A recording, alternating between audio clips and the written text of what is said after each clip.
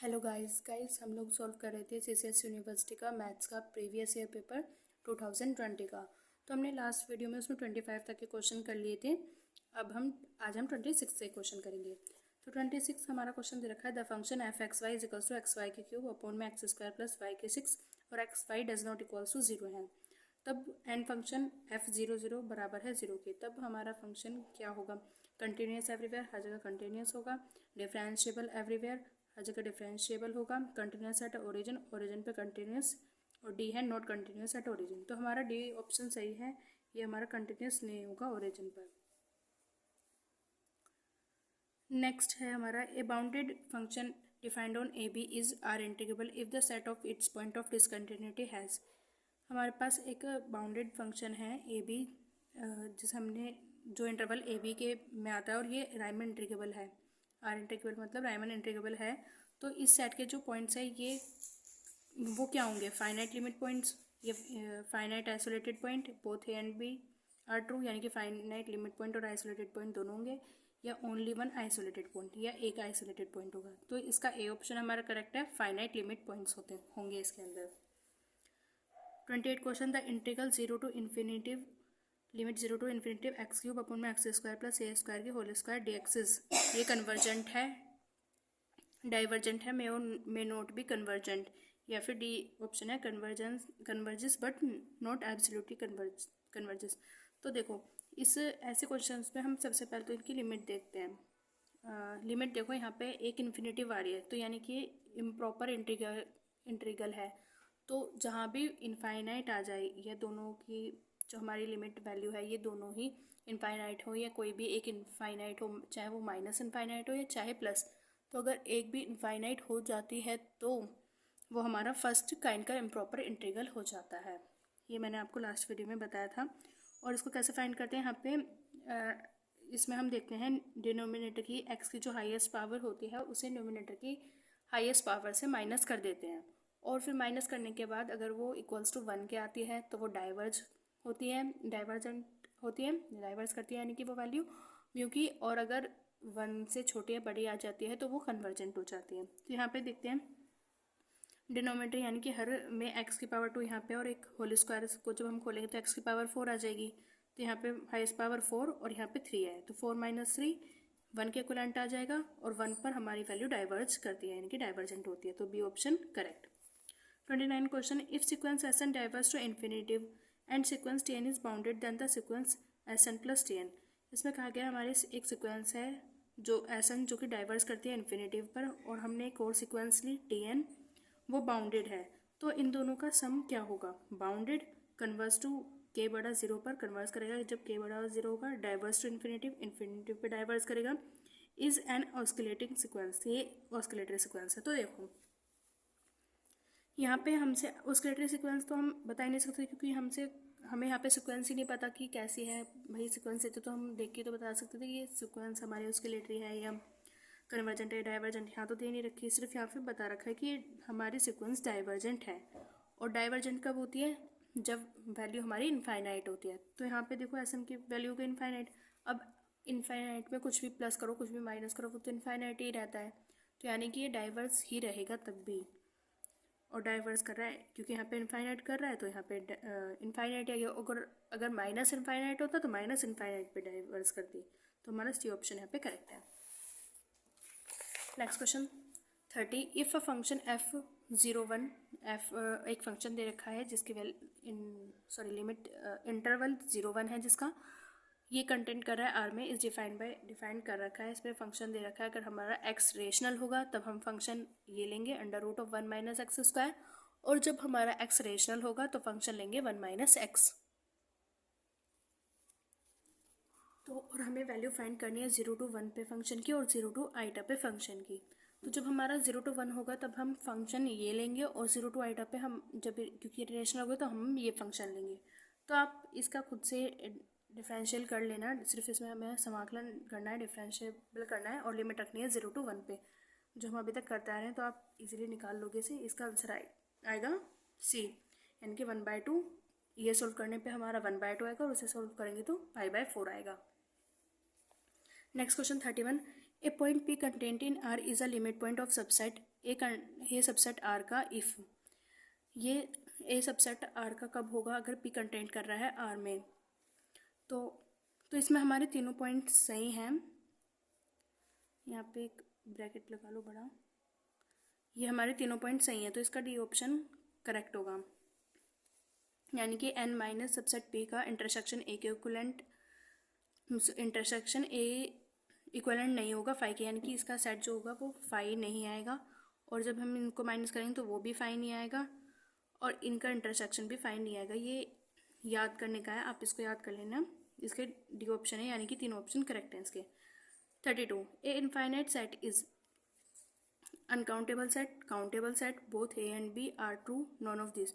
जो एक infinite set होता है वो काउंटेबल होता है, अनकाउंटेबल होता है, दोनों हो सकता है, दोनों होता है, नॉन ऑफ दिस। तो हमारा जो इनफाइनाइट सेट होता है वो दोनों हो सकता है, यानी कि फाइनाइट भी हो सकता है, सॉरी इनफाइनाइट सेट जो होता है हमारा वो काउंटेबल भी हो सकता है और अनकाउंटेबल भी। तो इसका सी ऑप्शन करेक्ट होगा। 33 the transformation F Z equals to 1/z। हमें ट्रांसफॉर्मेशन बतानी है F Z equals to 1/z की। Map circle into a circle, A option. ये सर्कल को सर्कल में मैप करता है। Map circle into straight line और circle in Z plane passes through the origin. ये मैप करता है सर्कल को स्ट्रेट लाइन में या फिर सर्कल से जेड प्लेन में भी कर सकता है, जो जेड प्लेन हमारा ओरिजिन से जा रहा है। C both and B are true, दोनों ट्रू है। डी या नॉन ऑफ दिस। तो हमारे यहाँ पे सी ऑप्शन करेक्ट है। ये सर्कल से सर्कल में भी करता है, सर्कल से को स्ट्रेट लाइन में भी मैप करता है और सर्कल को जेड प्लेन में भी, जो जेड प्लेन ओरिजिन से जा रहा है उसमें भी मैप करता है। 34 question which is not true. Every open interval is an open interval, every open set is an open interval. C phi is open set, D phi is close set. तो इसका हमारा बी ऑप्शन करेक्ट है। जो open set है, जो हमारा open set होता है वो हमेशा ओपन इंटरवल ही रहेगा, लेकिन जो इंटरवल से हम नहीं बता सकते वो ओपन सेट है या क्लोज सेट। ठीक है, तो यहाँ पे बी ऑप्शन करेक्ट हो जाएगा। 35 a sequence is said to be bounded if for any K बड़ा 0 पर। हमारे पास एक सीक्वेंस है, हमारे पास एक सीक्वेंस है जो कि बाउंडेड है, तो हम उसकी बाउंडेड बताएंगे कैसे कि वो किस वैल्यू पर बाउंड है। तो यहाँ पे हमें के बता रखा है कि के की वैल्यू तो 0 से बड़ी है, तो यहाँ पे के दे रखा है, तो सिंपल सी बात है एस एन है, तो एक इधर के आ जाएगा, एक इधर के आ जाएगा, यानी कि माइनस के से प्लस के तक की वैल्यू पे वो बाउंड कर जाएगी, यानी कि सी ऑप्शन हमारा करेक्ट है। और क्योंकि 0 से बड़ा का है तो सिंपल सी बात है वो नेचुरल नंबर होगा कोई, क्योंकि माइनस में भी नहीं ले सकते हम और 0 के इक्विवेलेंट भी नहीं है, तो उससे बड़ी ही सारी वैल्यूज आएंगी, तो और उससे बड़ी ही सारी वैल्यूज होती है हमारी natural number. 36 question the circle of convergence of the series. हमें ये सीरीज दे रखी है और इससे हमें कन्वर्जेंस पूछ रही है, सर्कल ऑफ कन्वर्जेंस हमें इसमें बतानी है। तो इसे देखते हैं हम कैसे करेंगे। तो हमारे पास ये वैल्यू मैं आपको डायरेक्ट बता देती हूँ। ये वैल्यू हमारी 1 पर कन्वर्स करेगी, वो कैसे करेगी देखते हैं। हम इसमें फॉर्मूला लगाएंगे लिमिट an+1 अपॉन में an का, यानी कि यहाँ पे an की वैल्यू तो हमें दे रखी है और अपॉन में कर देंगे हम an+1। तो जब हम उनको डिवाइड करेंगे तो हमारी वैल्यू 1 आ जाएगी। ठीक है, तो ये हमारा इसकी आंसर हो जाएगा हमारा 1। आप करके देख लेना an+1 अपॉन में an limit n attends to infinity पर। नेक्स्ट क्वेश्चन पे आते हैं।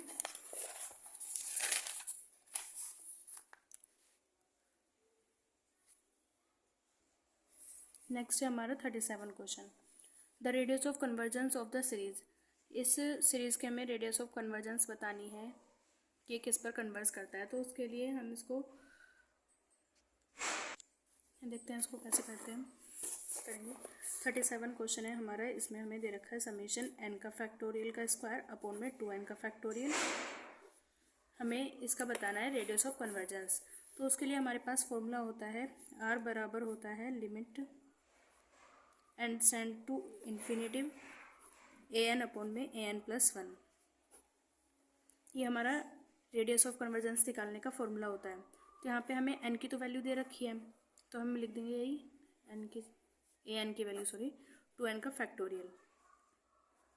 और अपॉन में n+1, यानी कि जहाँ पे भी n है वहाँ हम रिप्लेस कर देंगे उसे n+1 से। तो यहाँ पे हो जाएगा n+1 के फैक्टोरियल का होल स्क्वायर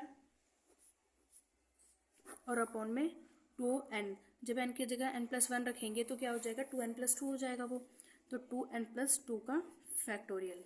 अब ये सबसे ऊपर चला जाएगा और ये यहाँ पे, तो n का फैक्टोरियल का स्क्वायर और ये सबसे ऊपर। तो इसमें से जब हम ये सबसे ऊपर जाएगा हम इसको खोलेंगे तो क्या ऐसे खोलेंगे, 2n+2 आएगा, फिर 2n+1, यानी कि एक एक कम होता जाता है जब हम फैक्टोरियल खोलते हैं। तो नेक्स्ट आएगा 2n का फैक्टोरियल, ठीक है।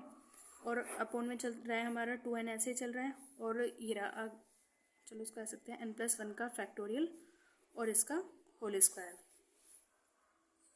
सॉरी, यहाँ एन रह गया। तो ये वाला 2n का फैक्टोरियल इस वाले 2n के फैक्टोरियल से तो कट हो जाएगा। n के फैक्टोरियल का स्क्वायर ऐसे ही आएगा और ये ऐसे लिखना है भी 2n+2 2n+1। और अपोन में जब हम इसमें से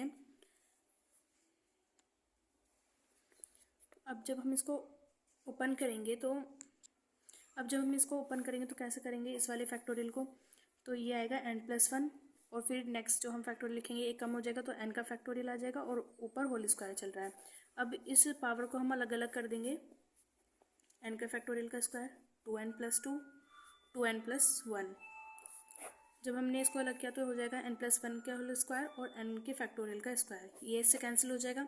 अब यहाँ से हम इन दोनों से n कॉमन लेंगे, तो क्योंकि ये मल्टीप्लाई में है तो n कॉमन लेंगे तो n स्क्वायर हो जाएगा, यानी कि n स्क्वायर कॉमन ले लिया।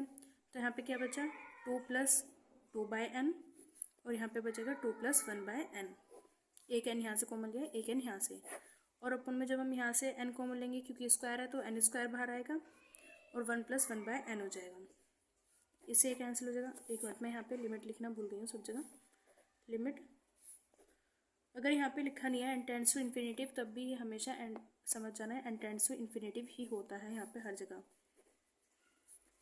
n tends to infinitive. अब ये लिमिट हम जब यहाँ पे पुट करेंगे तो 2/∞ ये 0 हो जाएगा, 2 में 0 प्लस करेंगे तो 2, यहाँ पे भी 2 आएगा और जब यहाँ पे करेंगे तो ये तो 1 ही रह जाएगा। तो यानी कि 2+2 हमारा 4 आ जाएगा। तो 4 इसका आंसर है, यानी कि ए ऑप्शन करेक्ट है हमारा।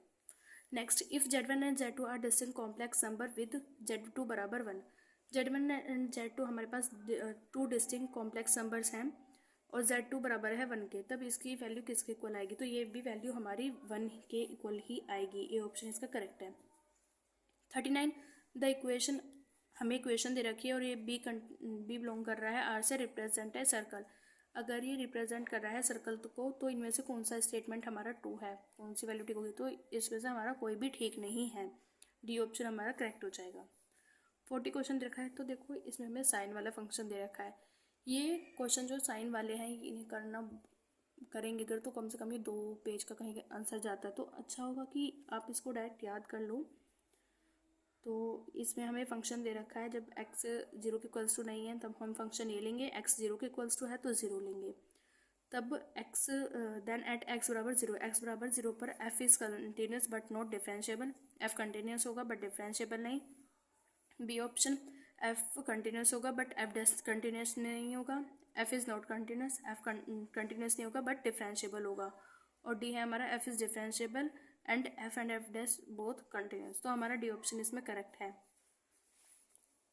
The function F X is equals to X modulus of X is, ये हमारा बाउंडेड है, डिफरेंशिएबल है x बराबर 0 पर, differentiable at all points except x equals to 0, none of this, तो इसका बी ऑप्शन हमारा करेक्ट है, ये डिफरेंशिएबल होता है x बराबर 0 पर।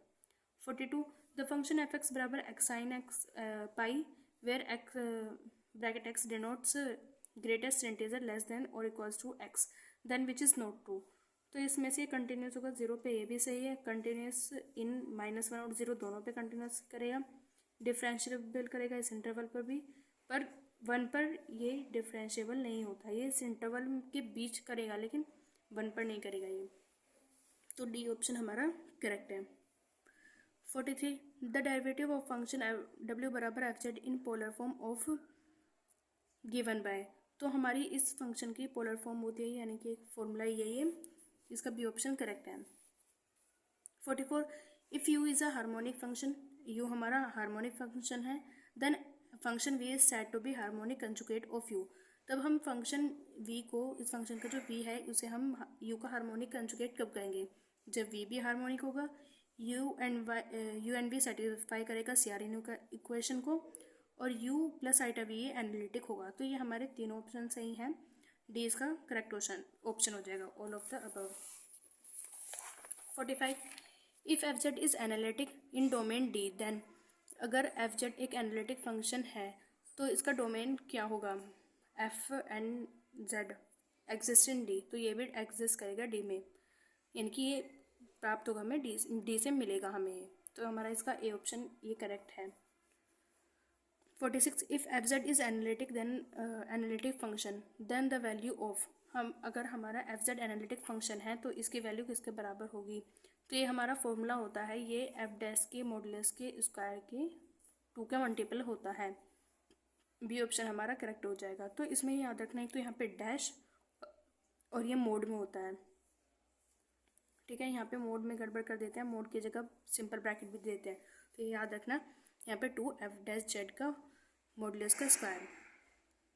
47 the inverse point Z with respect to the circle modulus of Z equals to R, अगर हमारे पास सर्कल दे रखा है mode Z equals to R तो इसका इनवर्स पॉइंट क्या होगा, तो एक छोटा सा इसका देखते हैं, इसका प्रूफ छोटा सा ही प्रूफ है। तो मॉडुलस ऑफ जेड बराबर होता है हमारा जेड और जेड बार के, और ये हमें दे रखा है आर के इक्विवेलेंट है, तो यहाँ से हमें इनवर्स पॉइंट क्योंकि निकालना है तो जेड का आ जाएगा आर अपॉन में जेड बार, यही हमारा आंसर, यानी कि हमारा आर स्क्वायर के बराबर होता है ये, तो ये हो गया हमारा B option correct. 48 the infimum and supremum of the set, हमें एक सेट दे रखा है, इसके हमें सुप्रीमम और इन्फीमम वैल्यू बतानी है। तो सुप्रीमम वैल्यू होती है जो हमारे इस सेट की जो सबसे बड़ी वैल्यू होगी वो सुप्रीमम होगी, और जो इस सेट की सबसे छोटी वैल्यू होगी वो हमारी इन्फीमम होगी। तो यहाँ पे देखो, एक तो सबसे पहले तो -1 की पावर n दे रखी है, अब जब हम इसमें n की जगह हम यहाँ पे पुट करेंगे,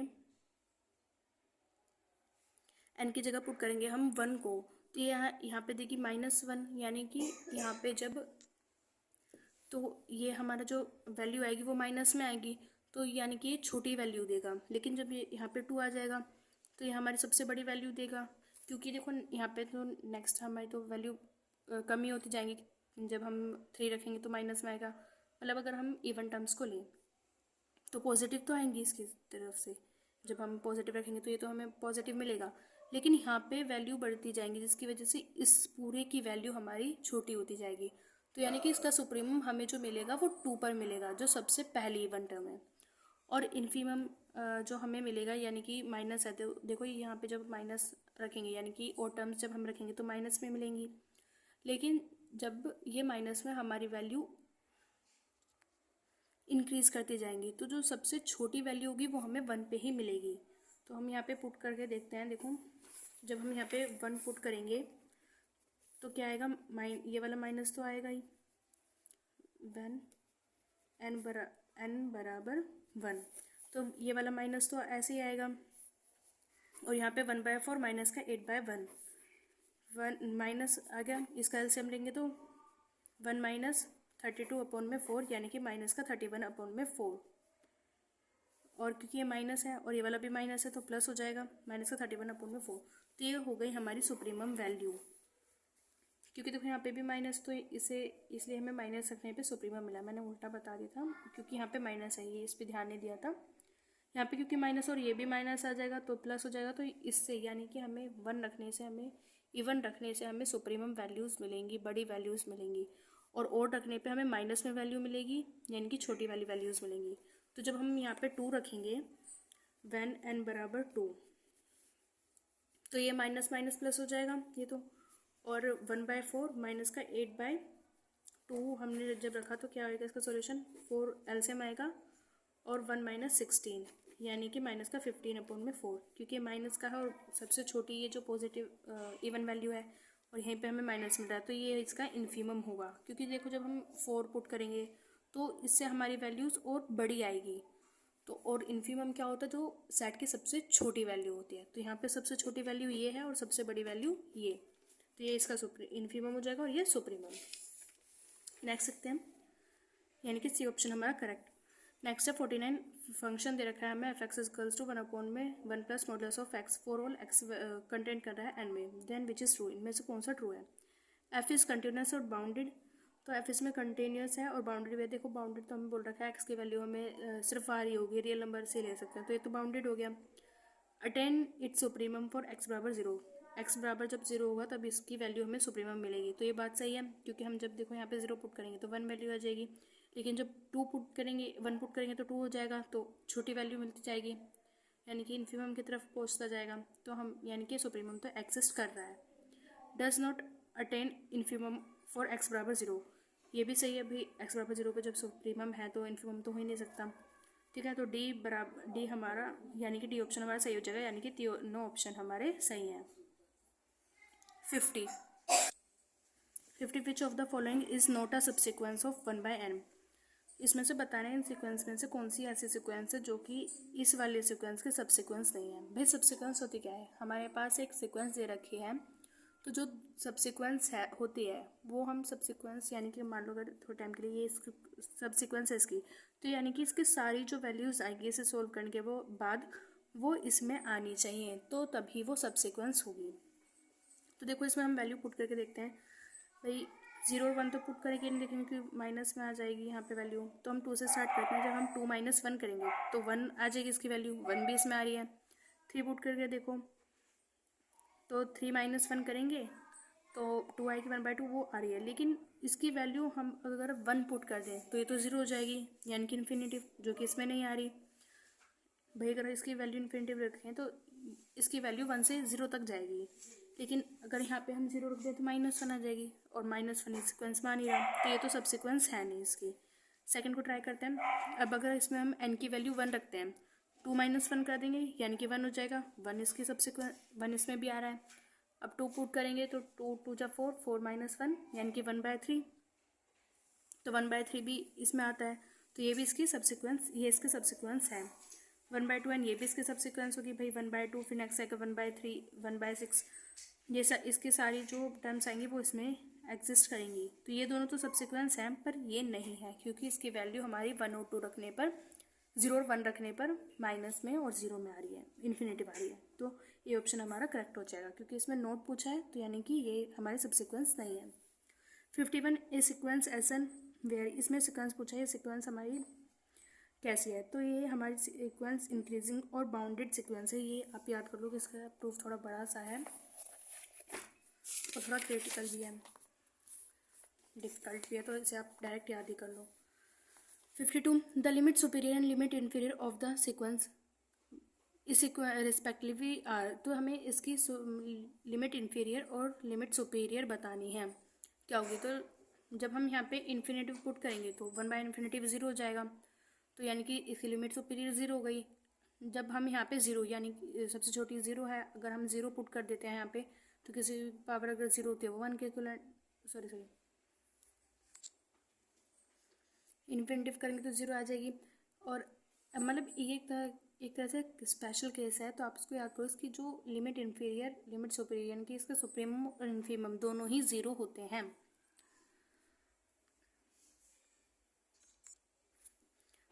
अब सुप्रीमम इसका 0 कैसा है वो देखते हैं।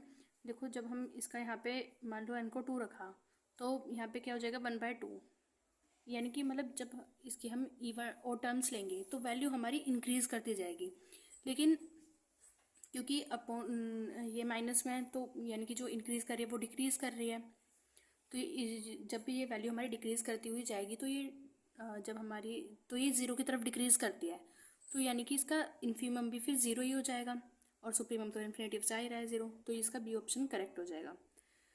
53 विच इज़ नॉट ट्रू, इसमें से हमें बताना कौन सी सिक्वेंस ट्रू नहीं है, तो इसकी वैल्यू बढ़ती जा रही है, भाई हमें नहीं पता इसकी कोई बाउंड दे नहीं रखी कहाँ तक जाएगी, तो ये इन्फिनेटिव तक जा सकती है, और इनफाइनाइट पे हमारी वैल्यू डाइवर्स करती है, तो इसका ये ऑप्शन तो सही है। बी ऑप्शन देखते हैं -2 तो ये भी हमारी बढ़ती जा रही है, तो इसमें क्या है डाइवर्स करती है इन्फिनेटिव पर, तो ये तो हमारा गलत है क्योंकि यहाँ पे माइनस साइन आ रहा है, तो ये डाइवर्स करेगी माइनस इन्फिनेटिव पर। नेक्स्ट देखते हैं 2 4 6, ये भी सही है क्योंकि ये भी इन्फिनिटी तक जाएगी तो ये डाइवर्स करेगी इनफाइनाइट पर। ऑल अबव आर ट्रू, ये तो सही नहीं है, यानी कि बी ऑप्शन हमें कौन सी सीक्वेंस हमारी सही नहीं है हमें बताना है, तो बी ऑप्शन हमारा सही हो जाएगा क्योंकि ये डाइवर्स करेगी माइनस इनफाइनाइट पर। 54 द ट्रांसफॉर्मेशन डब्ल्यू बराबर 1 प्लस आइटा जेड इज, ये इस बताना है ट्रांसफॉर्मेशन के बारे में कौन सा इनमें से सही है। ए रोटेशन थ्रो एंगल 45, ये रोटेट करते हैं 45 पर। ए स्ट्रेचिंग लेंथ बाय √2, ये रोटेशन इन एंटी क्लॉकवाइज डायरेक्शन। तो देखते हैं हम इसे सॉल्व करके।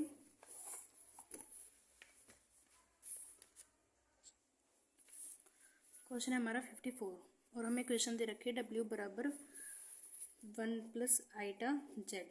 तो देखो इसका जब हम इसे जब हम सॉल्व करेंगे तो ये आ जाएगी 1 का स्क्वायर प्लस आइटा का कोफिशिएंट क्या है 1, यानी कि 1 का स्क्वायर ये आ जाएगी √2 के बराबर, तो इसको हम √2 लिख सकते हैं। और जेड होती है हमारी x plus iota Y, sorry यहाँ पे √2 आएगा और इसको हम लिख सकते हैं कोस।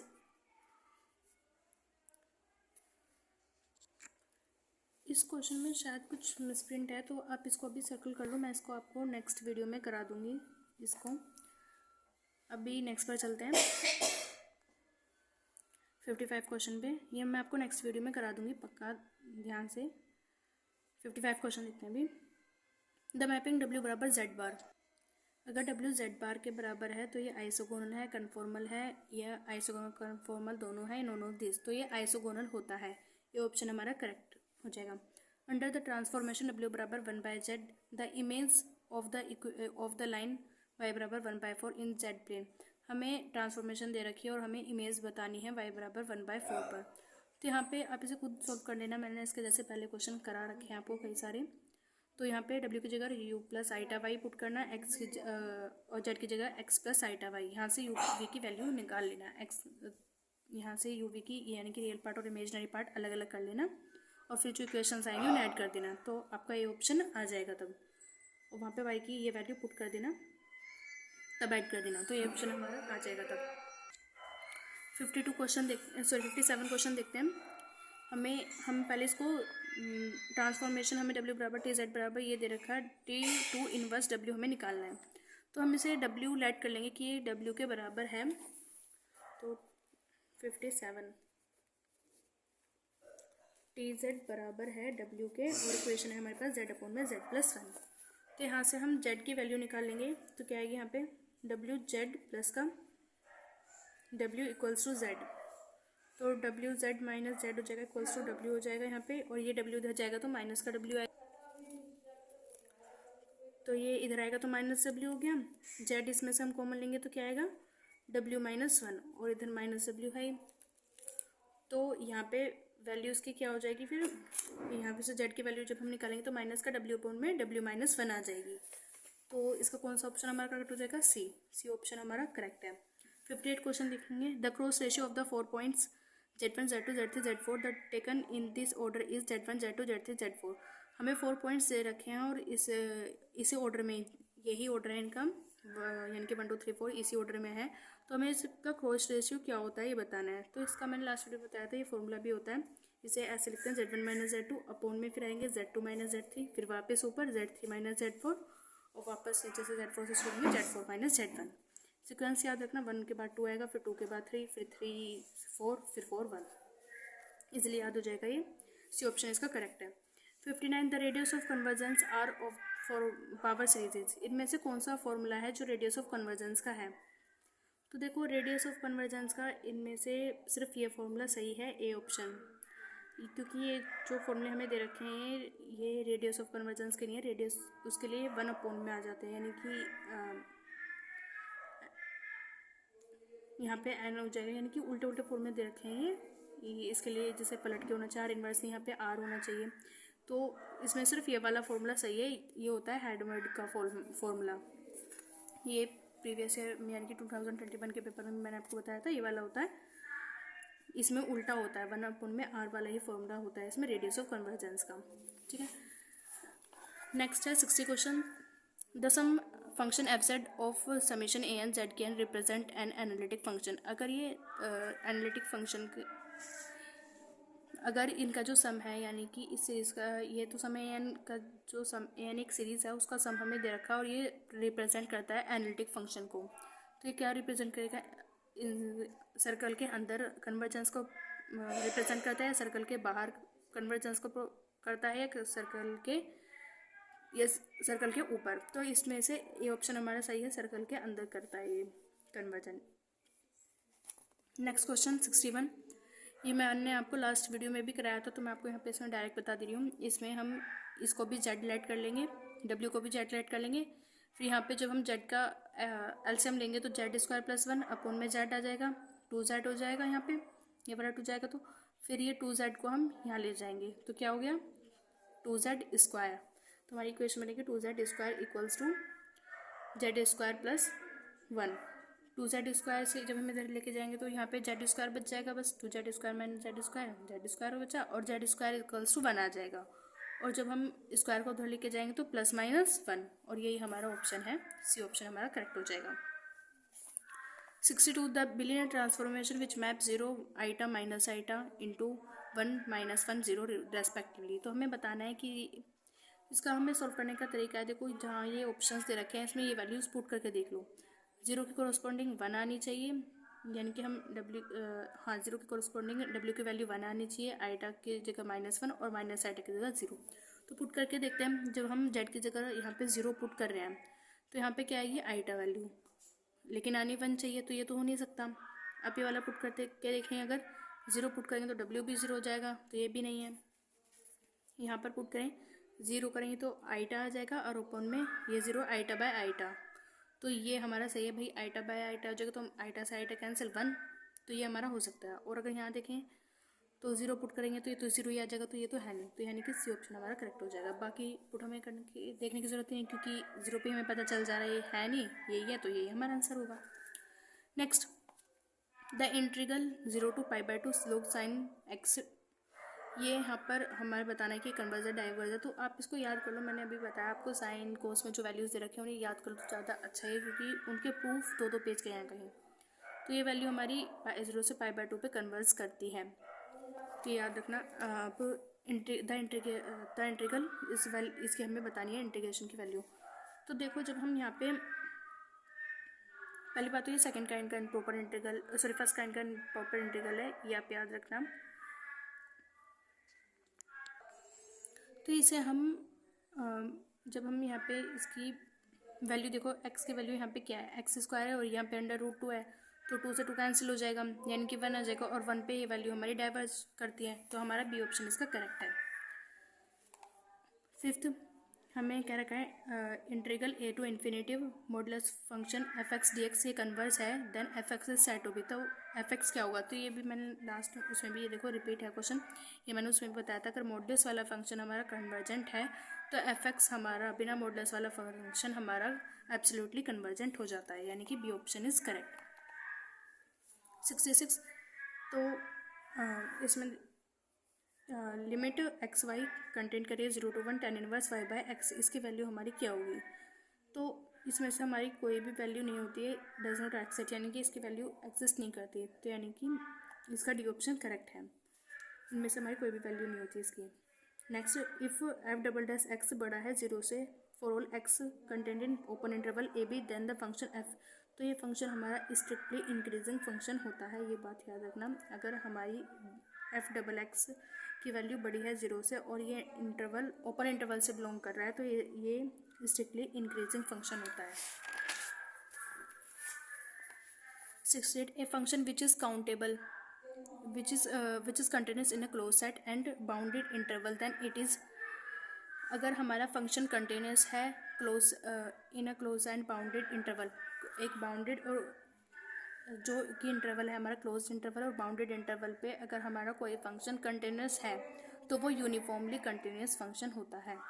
69, if f(z) equals to u plus iota v is an analytic function, अगर u प्लस आइटा v हमारा एनालिटिक फंक्शन है then u and v satisfy are CR inequality, ये u v CR इनइक्वालिटी को करना सेटिस्फाई करना चाहिए, u बराबर होना चाहिए C1 के, v बराबर होना चाहिए C2 के, और दोनों ही ऑर्थोगोनल होने चाहिए, u and v are harmonic conjugate, d all of above are true, तो ये तीनों इक्वालिटी ये तीनों को सेटिस्फाई करना चाहिए तभी हमारा फंक्शन एनालिटिक होता है। देखो ये भी थोड़े टाइम पहले हमने एक और क्वेश्चन किया था इसी पेपर में, बस इसका पूछने का तरीका अलग कर दिया, बाकी पूछ सेम चीज़ ही रहा है। 70 question which is not true, इनमें से कौन सा ट्रू नहीं है। क्यू का ड्राइव सेट आर होता है। ड्राइव सेट क्या होता है पहले वो जान लेते हैं। ड्राइव सेट होता है लिमिट ऑफ सेट पॉइंट, यानी कि यहाँ पे रियल नंबर का जो इसमें पूछा गया क्यू का जो लिमिट पॉइंट का जो सेट होता है वो रियल नंबर होता है, तो ये सही है। रियल नंबर का भी ड्राइव सेट रियल होता है, यानी कि लिमिट पॉइंट का सेट इसमें रियल ही होता है। और नेचुरल नंबर का फाई होता है, ये बात भी मैंने आपको बताई थी, याद रखना। नेचुरल नंबर का कोई भी लिमिट पॉइंट नहीं होता, तो यानी कि वो फाई होगा। और जेड का जो होता है वो आर होता है, तो ये रोंग है। जेड का जो ड्राइव सेट होता है वो भी फाई ही होता है। ड्राइव का जो होता है वो भी फाई ही होता है, तो ये डी ऑप्शन हमारा सही हो जाएगा। तो आज यहीं तक रखते हैं, बाकी नेक्स्ट वीडियो में करेंगे। अगर आपको कोई प्रॉब्लम आए तो आप कमेंट करके पूछ सकते हैं। और वीडियो अच्छी लगे तो लाइक करो, शेयर करो, और चैनल को सब्सक्राइब ज़रूर कर लेना, और बेल आइकन भी प्रेस कर लेना, ताकि नेक्स्ट वीडियो आए तो आपको नोटिफिकेशन टाइम पे मिल जाए। और एक चीज़ और गाइस, भाई लास्ट वीडियो में मेरे को कमेंट आया था कि ये वीडियो क्लियर नहीं है। तो जब वीडियो अपलोड करते हैं ना, तो उसमें कम से कम आधे घंटे तक या 45 मिनट तक इसमें कुछ ना कुछ इशू रहते हैं, तो आप वीडियो अपलोड होने के कम से कम 30 मिनट्स बाद ही इसको देखना। 30 मिनट तक थोड़ा ऐसे ही रहता है इसमें, ठीक है। तो बाय गाइस, लाइक और सब्सक्राइब जरूर करना चैनल को। Bye guys.